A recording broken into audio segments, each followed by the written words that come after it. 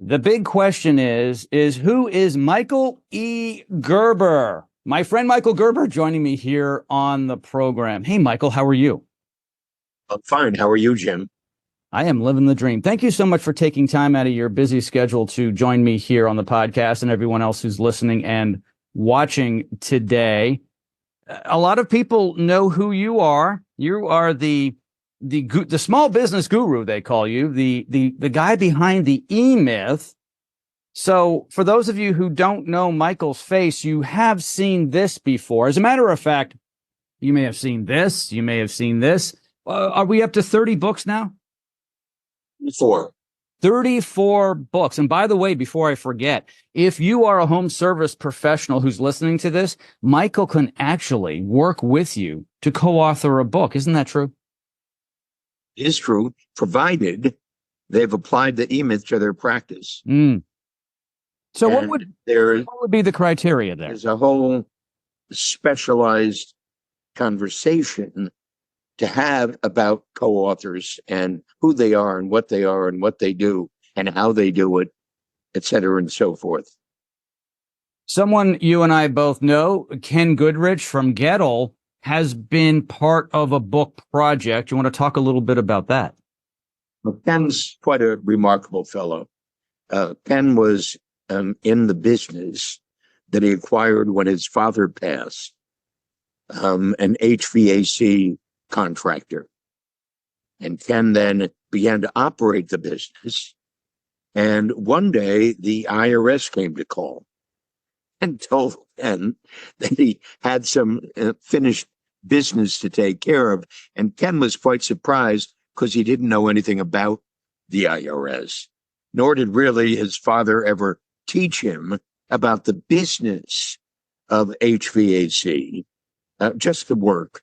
Mm-hmm. And suddenly Ken was facing this immense expense that he had no idea was due. A friend of his father's, gave Ken my book, The E-Myth Revisited. You held it up. Ken hadn't read any books on business prior to that, but he figured I'd better read it. And he sat down and read The E-Myth Revisited. Ken told me, after he became one of my co-authors, the E-Myth HVAC contractor, that he read The E-Myth Revisited 37 times. Incredible. And applied it and applied it and applied it, you might say religiously. Ken's company grew from nothing to what it is today, on its way to $200 million annually in revenue. And he did that by applying the E-Myth Revisited, as I say, religiously. So Ken's an ideal co-author. Ken's also becoming the co-author of the E-Myth Electrician and the E-Myth Plumber. And he's on the way to completing his part of those books. So yes, Ken's quite an unusual man. I'm so looking forward to the subsequent books because they are great for the people I work with every day, which are home service professionals. You have touched so many people in all facets of small business and in all industries. It's not just in the blue collar contracting world, but I spend a lot of time in this space.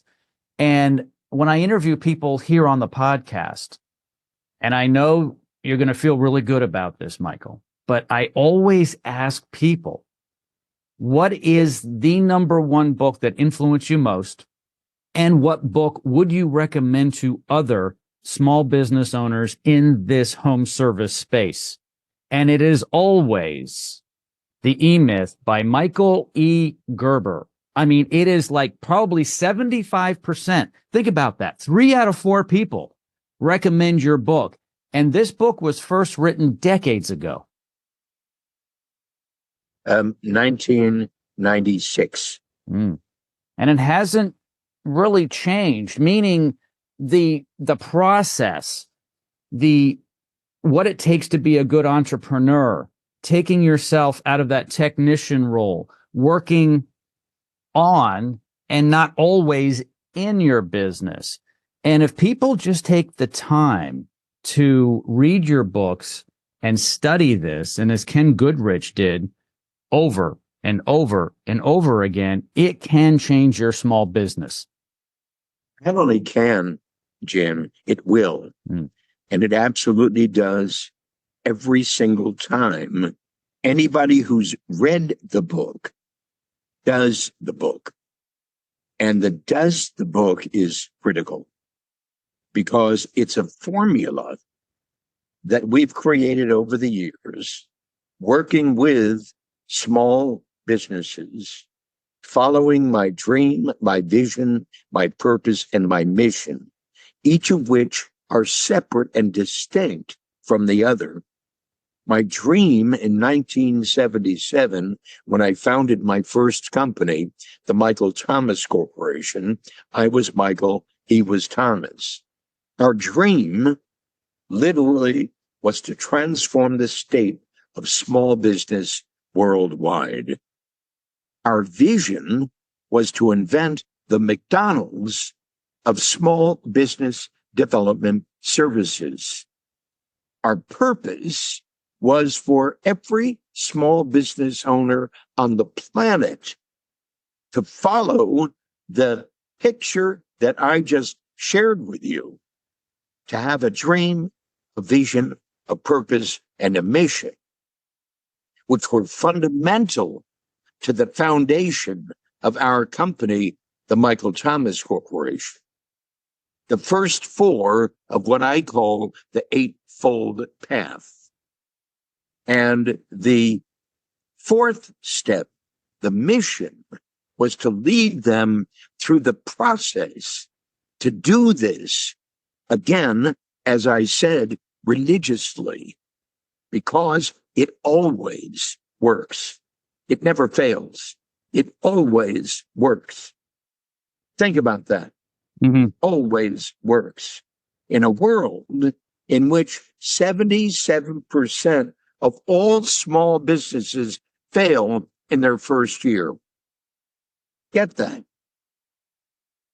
Fewer than 5% of small companies started ever survive. Fewer than 5% ever survive. Oh my goodness. Michael, those numbers are true. Many of us know this, but why? So if I'm getting into business now, what advice do you give me to be cautious of? Why would I be going out of business within year 1 or year 3 or year 5? Because it's very likely to happen. Oh, it's very, very simple. People start their own company to get rid of the boss. People start their own company to become their own boss. And the problem is they're all working for a lunatic. In short, they're a technician suffering from an entrepreneurial seizure. They start their own business and go to work in their business to do the work they set out to do. And that's absolutely the opposite of what they need to do. What they need to do is to go to work on their business, like Ray Kroc did at McDonald's, perfect the system of that business in order to create a systemic capability that works in the hands of ordinary people, not extraordinary people. Again, just like Ray Kroc did at McDonald's. And we see that with McDonald's and other large corporations that have developed and implemented systems. Because when you walk into a McDonald's anywhere in the world, you're going to get a consistent product, the fries, the hamburger. But the people behind the counter who are doing the work are not necessarily extraordinary people. They did not start the business. They didn't create the systems. They didn't implement the systems. They were trained on the systems and they execute them. Exactly. But you said something which is very important. You said other large corporations.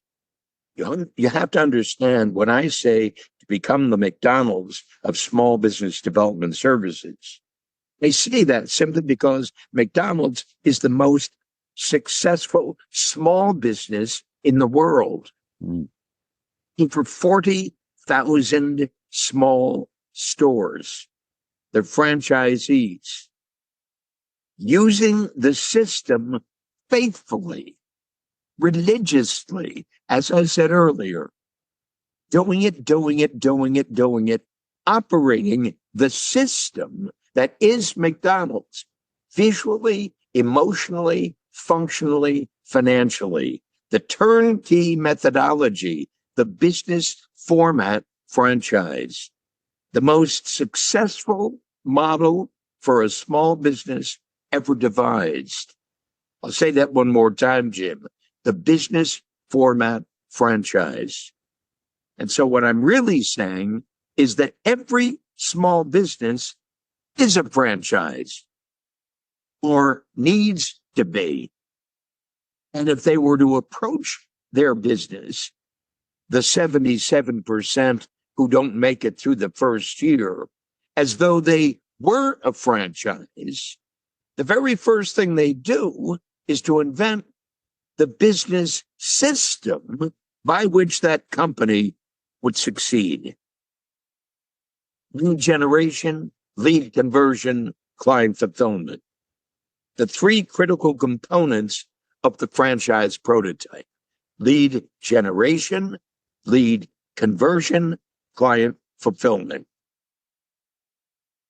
Michael, would you say that in all fairness, a lot of these individuals who maybe leave the company they're working for to start their own business, they call themselves entrepreneurs, they're small business owners or maybe self-employed.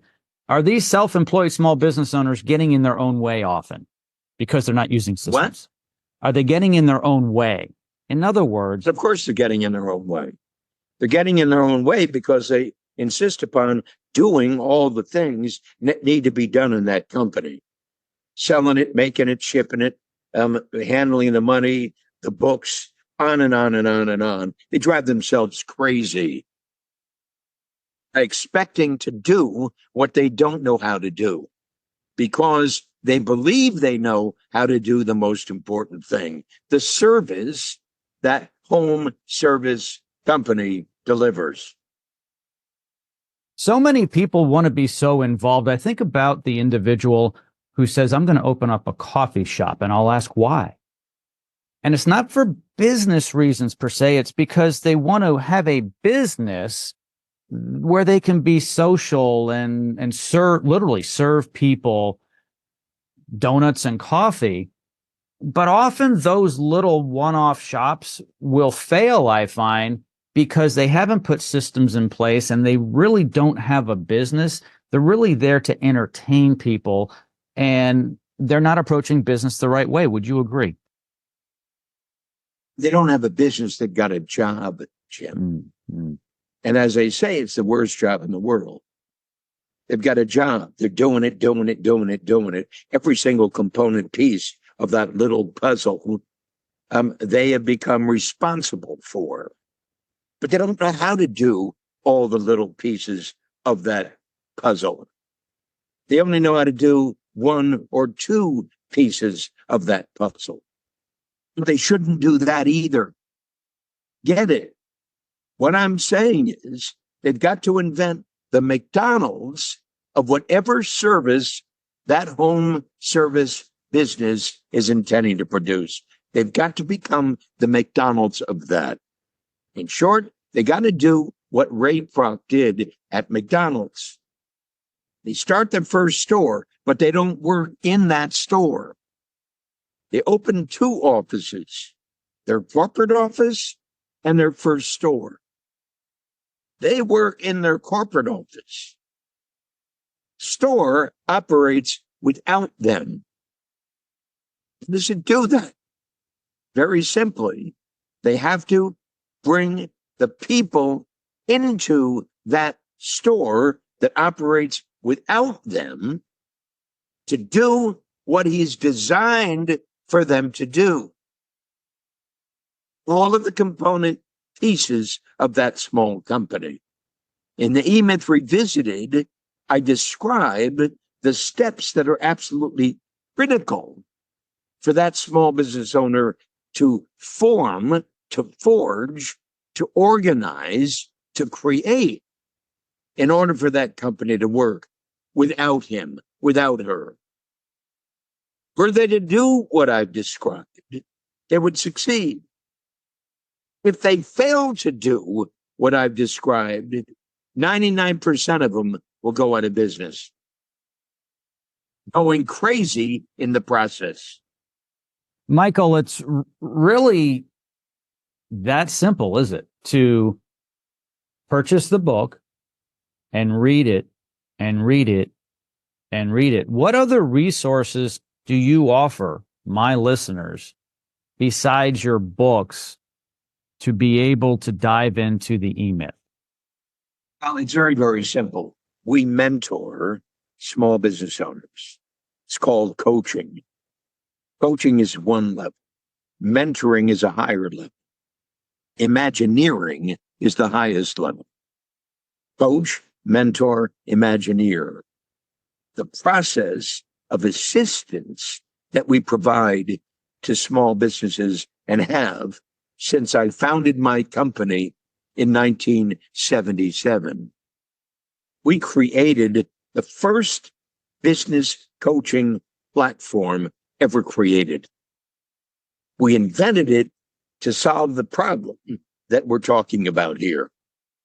We have worked with tens of thousands of small business owners to walk them through the process I write about in my E-Myth Revisited, in Awakening the Entrepreneur Within, in Beyond the E-Myth, the evolution of an enterprise from a company of one to a company of 1,000. So we mentor small business owners.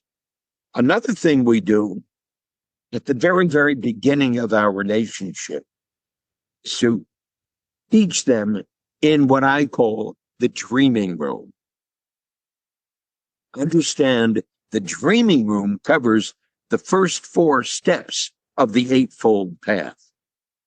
Dream, vision, purpose, mission.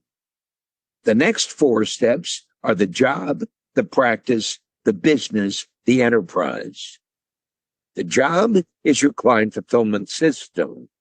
The practice is your franchise prototype, lead generation, lead conversion, plus your client fulfillment system. What I call the 3-legged stool.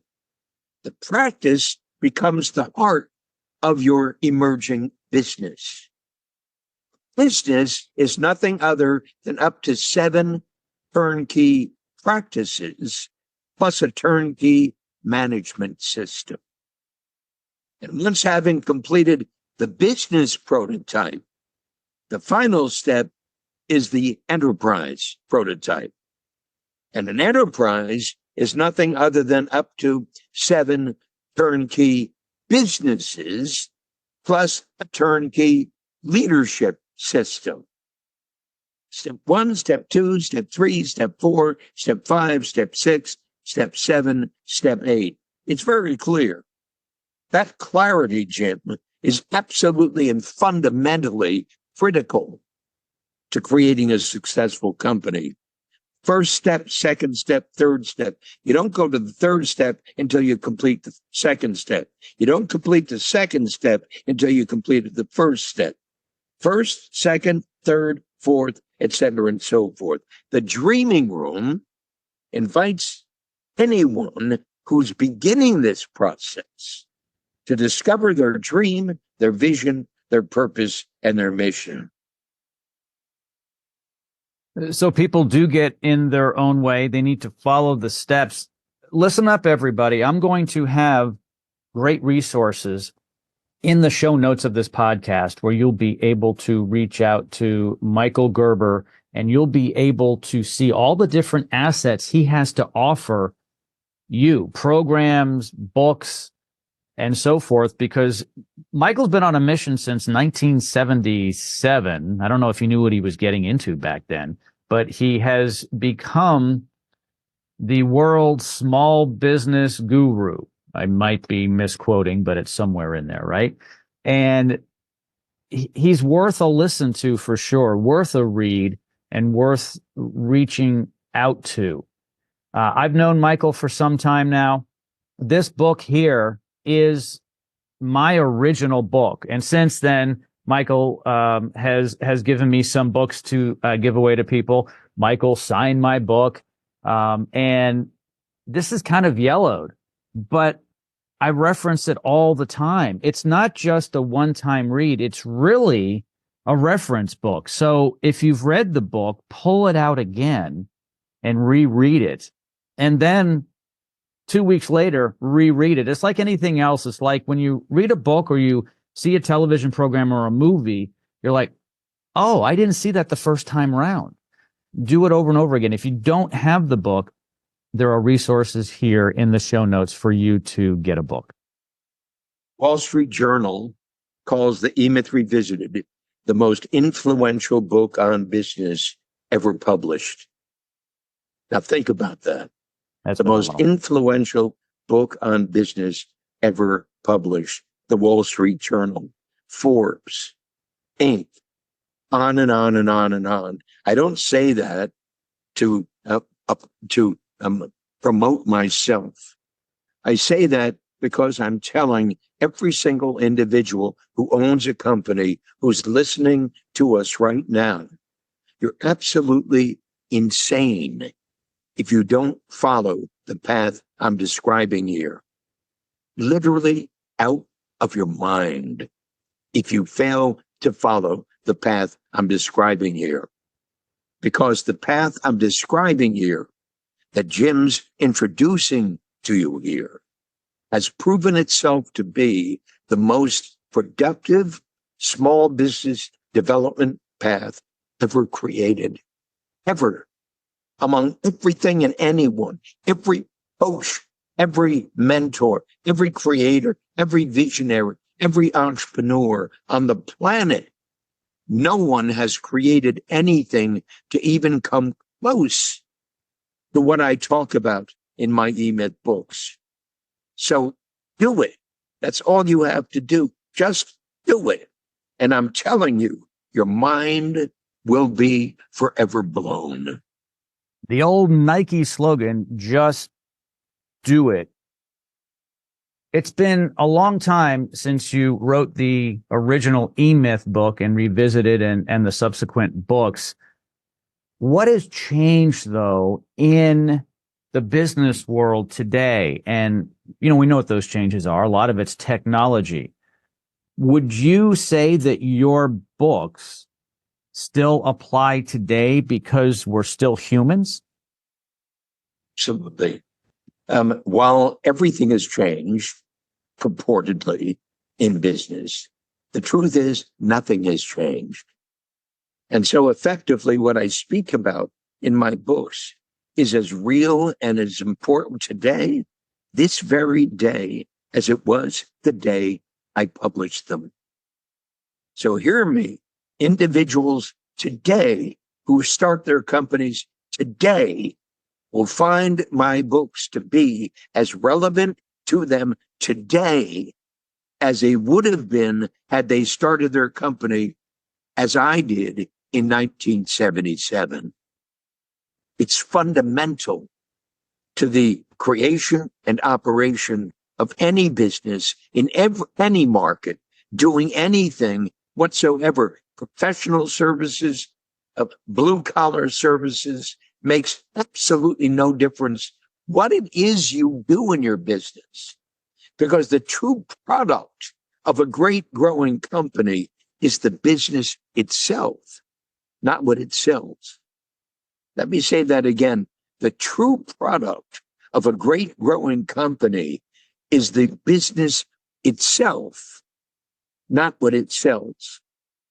Because ultimately, at the end of this game, your business will be acquired by someone who is enthused by what you do and how you do it, and they'll want to buy it.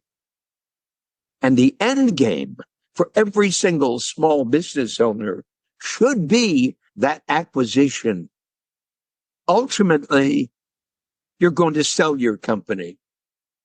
Ultimately, you're going to sell your company to someone who's going to acquire your company for a great deal of money, because the company operates consistently, predictably, systemically in the hands of ordinary people to produce extraordinary results. Witness McDonald's. Hear me?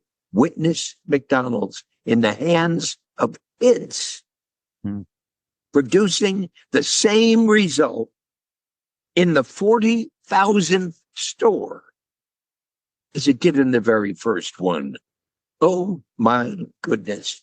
How'd you do that, Ray? And when you think about it, Ray Kroc was 52 years old when he founded his first McDonald's store. 52. He never graduated from high school. He never went to college. He was a peddler of multi-mixer malted milk machines. He didn't even create McDonald's. The McDonald brothers did.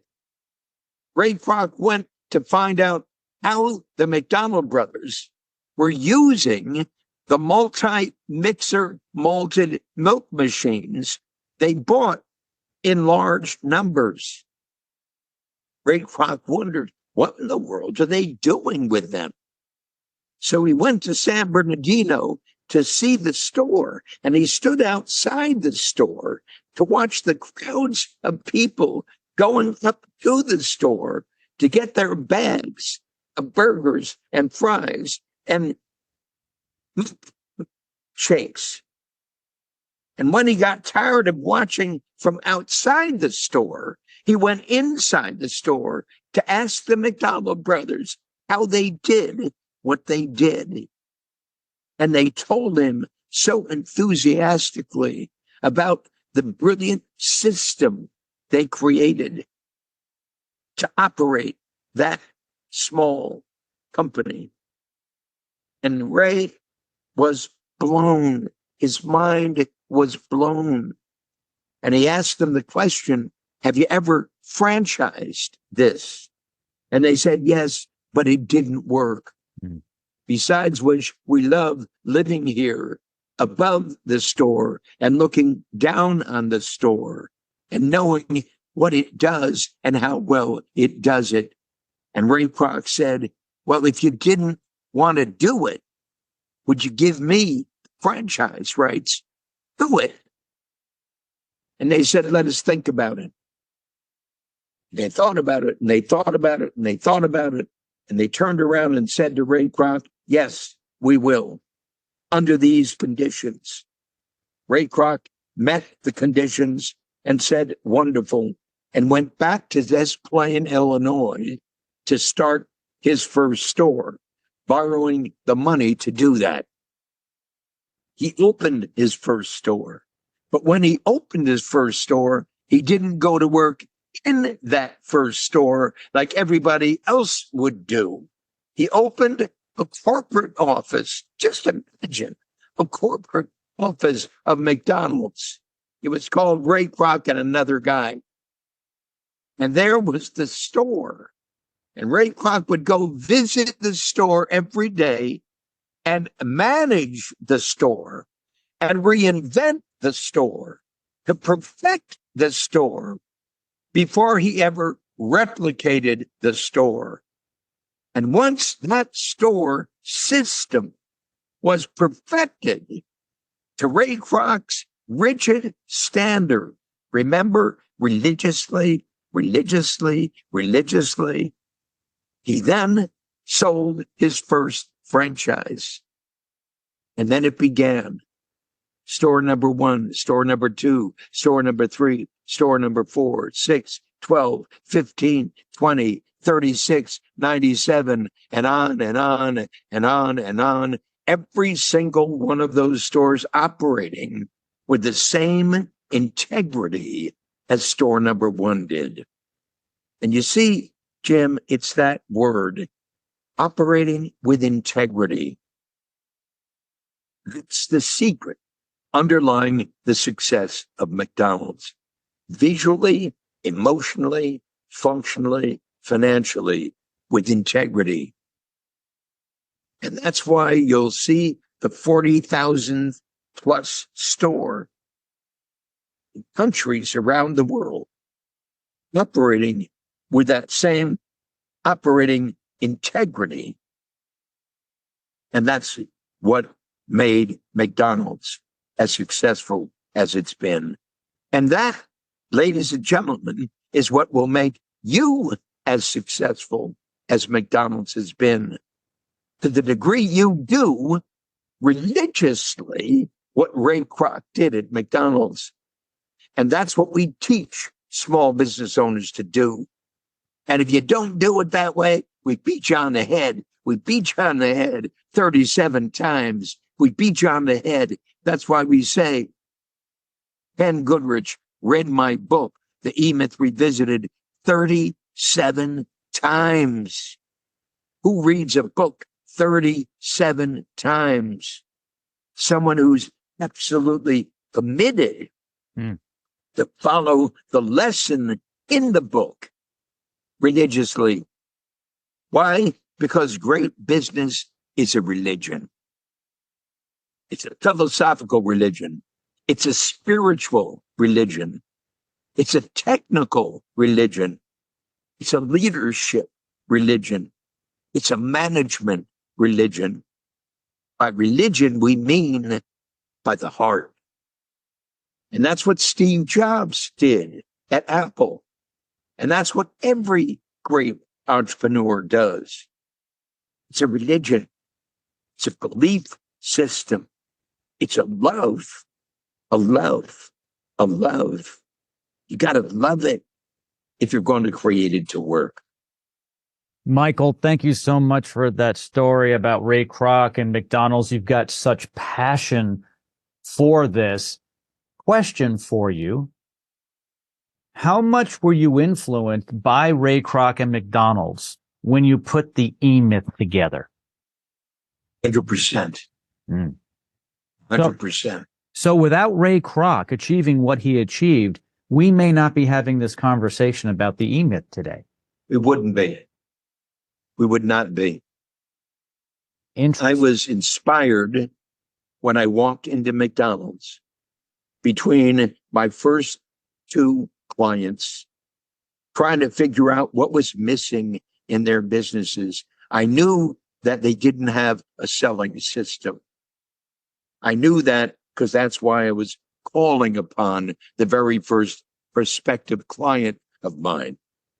I was referred to that client by the owner of the advertising agency, who said, you got to talk to Bob because Bob is getting my leads, the leads I send him, but he doesn't know how to convert those leads into customers.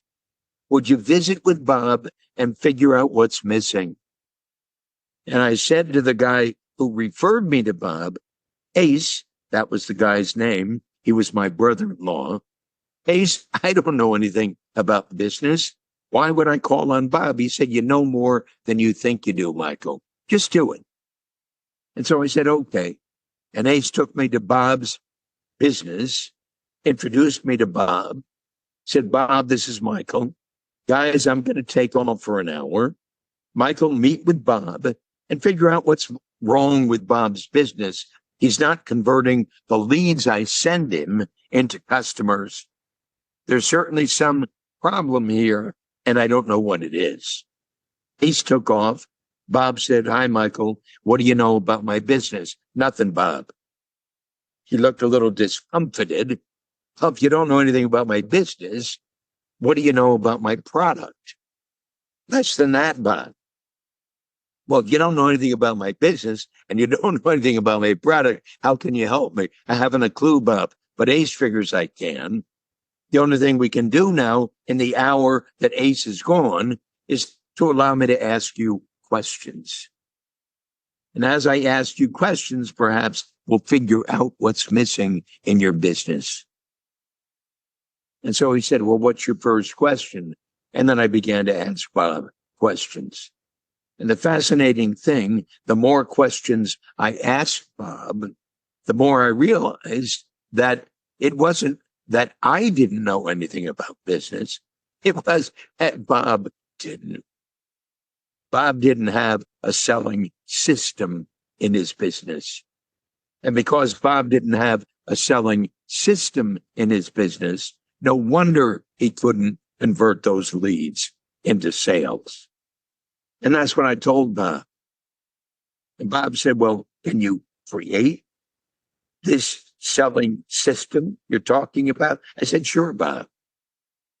So Bob retained me as a business consultant to create his selling system. Now, you might ask me, Jim, so what's a selling system? Actually, I've got a question before you go into that, though. Yes. What were your credentials back then to be giving business advice? Didn't have any credentials. That's an interesting story. Can you touch upon that a bit and then get back to your other story? Didn't have any credentials. I wasn't interested in business. But Ace figured that because I was so successful at what I've done, I sold encyclopedias, for example. I sold this and I sold that.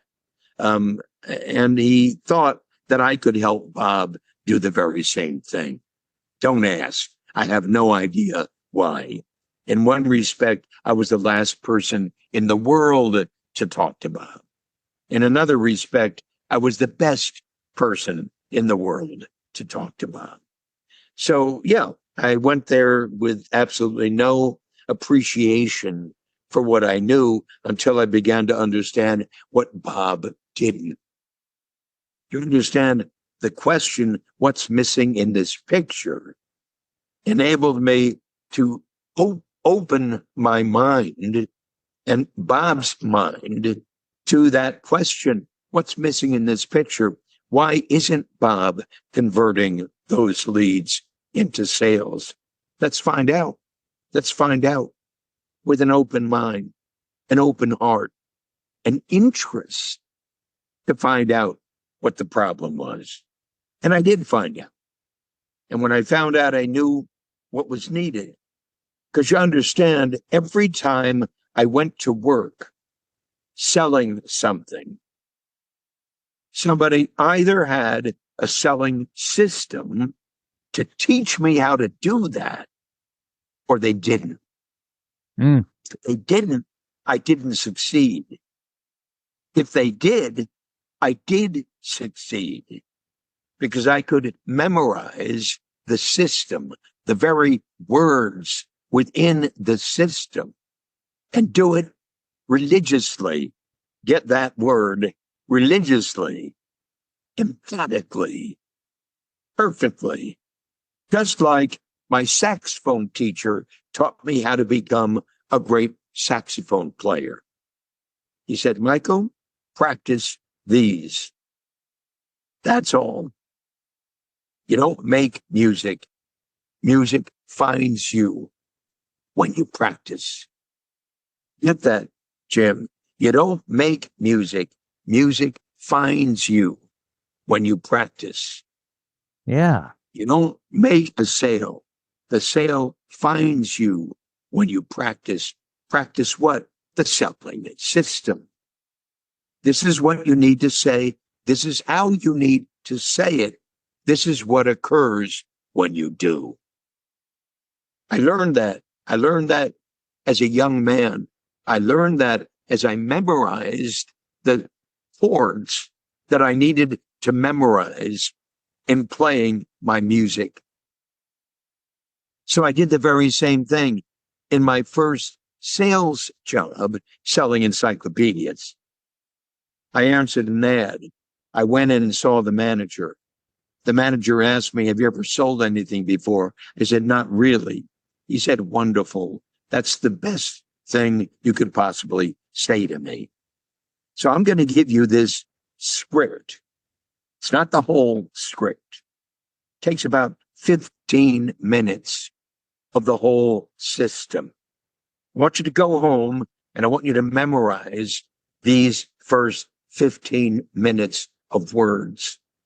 And I want you to come back tomorrow and repeat them to me without the script in hand. Exactly like you memorized it. And I said, okay. I went home. It's exactly the way my saxophone teacher taught me to play my horn. And I memorized those words. And I went back the very next day and I repeated the words to the manager. And he said, absolutely perfect. Now I want you to hear the way I say the words, the inflection I use of the words. And he repeated the words, and they sounded completely different when he said them. And so I mimicked the way he said the words for the inflection of the words. And I sounded completely different as he recorded me saying the words his way, not my way. And as I did that, I realized something I'd never realized before, that it sells. You don't. Get that? Sells. You don't. And I learned that early on, selling encyclopedias, going door to door. Hi, etc., and so forth, and so forth, and so forth. You get it. Well, because I'd learned that, because I'd practiced that, Jerry, I could then see what was missing in Bob's business. He didn't have anything like that. And so I needed to create that for Jim. I needed to create that for Bob. And once I created that for Bob, and once his salespeople learned that with Bob, everything changed in Bob's company. But there was something also missing in his company. And it wasn't until I walked into McDonald's that I saw it. I walked into McDonald's and I had this sudden realization that I was walking into a business system. It was a visual system. It was an emotional system. It was a functional system. It was a financial system. I saw that intuitively the very first time when I walked into McDonald's. And I walked out immediately without buying the hamburger I'd walked in for, saying to myself, Michael, you can do that. You can do what you just saw. You can create the Michael Thomas Corporation's visual, emotional, functional, and financial system. You can do what you just saw in McDonald's. And once you do it, you can teach small business owners to do it. And once you teach small business owners to do it, you will transform the state of small business worldwide. It came to me. Michael, that's just a fantastic story, because almost everybody who coaches, who writes a book, who gives advice, gives it from experience over time. Yours was more of a light bulb moment. And you're like, you know what? I need to help this guy, Bob. I'm in McDonald's. Look at this. What if we applied a system to Bob's business and to Mary's business and to Joe's business and to Tom's business? And that's pretty much how it happened, right? Absolutely. When you said it, it was a light bulb moment. I can't explain it. I can't explain it other than to say what you just said. It was a light bulb moment. And that light bulb moment has transformed the lives of literally millions of readers of my book. But more important, tens of thousands of individuals who have done my book. And that's why I say anybody who's listening to us is absolutely out of his or her mind if they do not follow what I'm saying here, what we're talking about here. It is so religiously profound with its impact upon the operation of any company doing anything whatsoever. It does that. It's astonishing. It's really magic. But I agree with you when it comes to procedures and systems. You said, Michael, you were so successful selling years ago for others when they provided a system that you could plug into and follow, and you were less successful when you kind of had to wing it. And Absolutely. it's true. It's true in everything. Think of all of the things that we consume on a regular basis. Amazon is a huge retailer, arguably the largest retailer that we know of today. Not brick and mortar, but they sell product retail from their warehouses directly to us at home. They must have a plan. They must have procedures to the nth degree. And everything is boom, boom, boom, boom. And that's why they're as big as they are. They built their franchise prototype selling books. Mm-hmm. The very first product of Amazon was books. He went to work on his company, his internet-based company, to sell books and to turn the methodology through which they did books. And in the process, created what we would call his franchise prototype. He created the system by which Amazon succeeded at doing what it set out to do.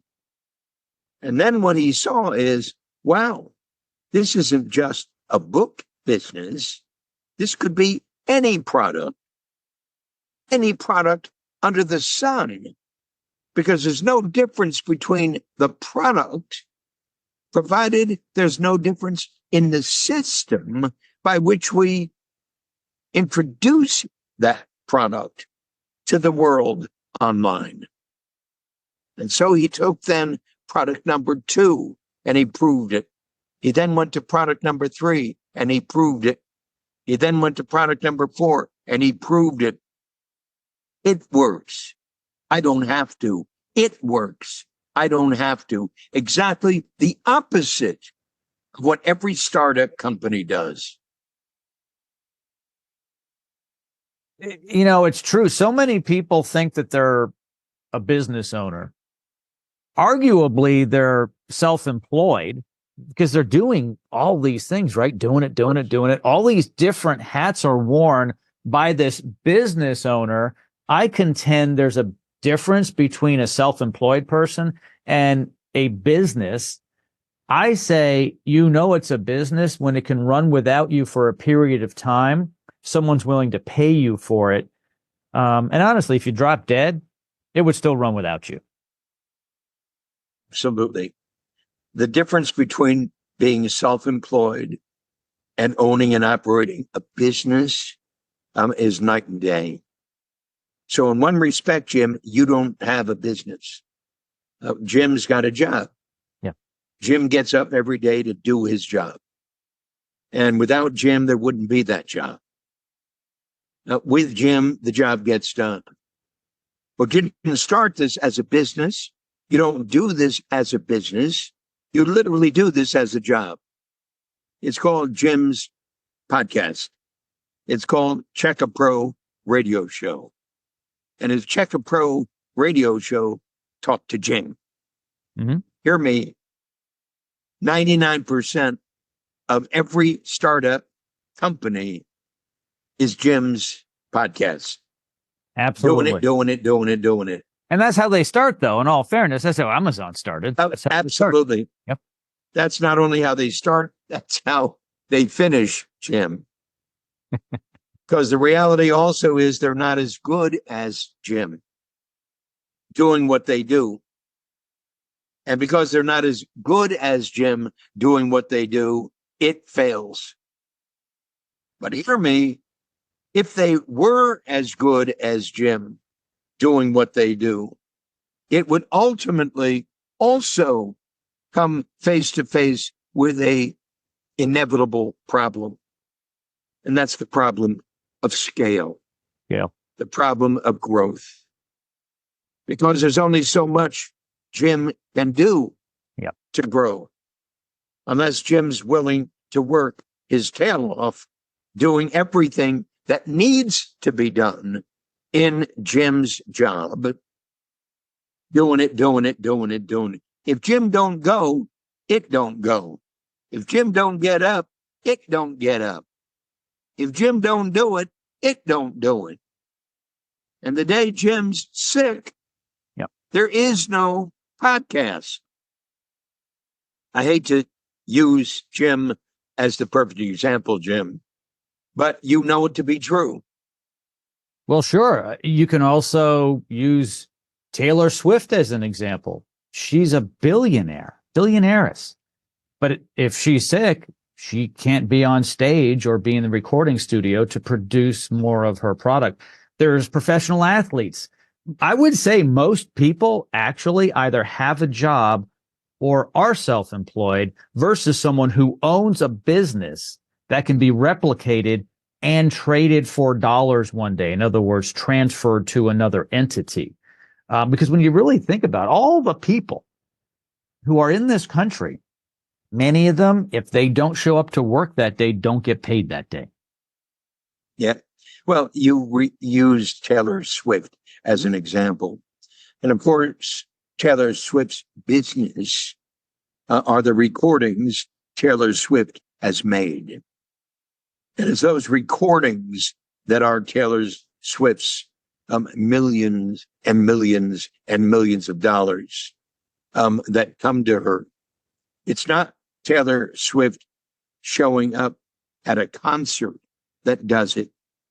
It's Taylor Swift showing up in her recordings that does it. Mm-hmm. And that's a very large enterprise because there are a large number of individuals operating Taylor Swift's company. That is a corporation in the truest words you used when you spoke about McDonald's. Mm-hmm. It's a very large company. Yes, she is sort of a hybrid. If she decided to no longer do what she does, then everything that she's produced over time could continue to produce income for the corporation. But she leads it by being on stage and being in that studio. And she's not a typical head of a company. As a matter of fact, she probably doesn't run most of the day-to-day divisions. She is the face of that company for sure. You have to remember, we're talking about home service. And there are no Taylor Swifts in home service. Yep. And if there are, it's the rarest of rare home service company. It depends upon the individual to provide that home service. And if that individual is providing that home service, ultimately the company runs out of time, energy, imagination, application, and on and on and on and on. It just don't work. So we're talking about an ordinary marketplace reality that depends upon consistency and congruence in order for that brand to take hold in that marketplace. And what is that brand? And how is that brand shared and communicated and implemented systemically? Just like McDonald's is. Just like McDonald's is, and just like McDonald's has done. The most successful small business in the world. I leave the conversation with that in mind, Jim. couple other things. You brought up branding, which I think is very important when you're building a business. Do you believe it's important for the individual who started the business, the founder, who's driving that business forward, to some point say, this isn't Tony's Plumbing. That's what it is today. Maybe we should make this a brand that has its own life without me, Tony. Absolutely. Just like McDonald's had its own life without Ray Kroc. Ray Kroc didn't work in the store. Ray Kroc didn't make burgers. Ray Kroc didn't make French fries. It did. Get that story that I just repeated to you. It did. I didn't. It did. I didn't. I'll say it one last time. It did. I didn't. Business has got to have a life of its own. It's the brand. I'm not. It's the brand. I'm not. That's why we speak about E-Myth. It's the brand. I'm not. And because it's the brand, it's got a way of doing what it does consistently every single time. Michael, we've covered a lot on this podcast today. What haven't we covered that you would like to end with? Go to Michael at michaelegerber.com. Go to Michael at michaelegerber.com, and we'll enroll you in the dreaming room. And when we enroll you in the dreaming room, we'll also speak to you about the opportunity to become a dreaming room facilitator. And for you to, in fact, be licensed to deliver the dreaming room, and to deliver the dreaming room in exactly the way we do. I have a dream, a vision, a purpose, a mission. What's an entrepreneur? An entrepreneur is a dreamer, a thinker, a storyteller, and a leader. The dreamer has a dream, the thinker has a vision, the storyteller has a purpose, and the leader has a mission. Once you get that experience, Mr. and Mrs. Jones, once you experience the dreaming room, once you see the system, the dream, to have a vision, to have a purpose, to have a mission, you'll appreciate the profound reason why every small company needs to be started with a dream, a vision, a purpose, and a mission. And to deliver that to every small business owner on the planet will in fact realize my dream, which was and is to transform the state of small business worldwide. You get to do that. You get to do that.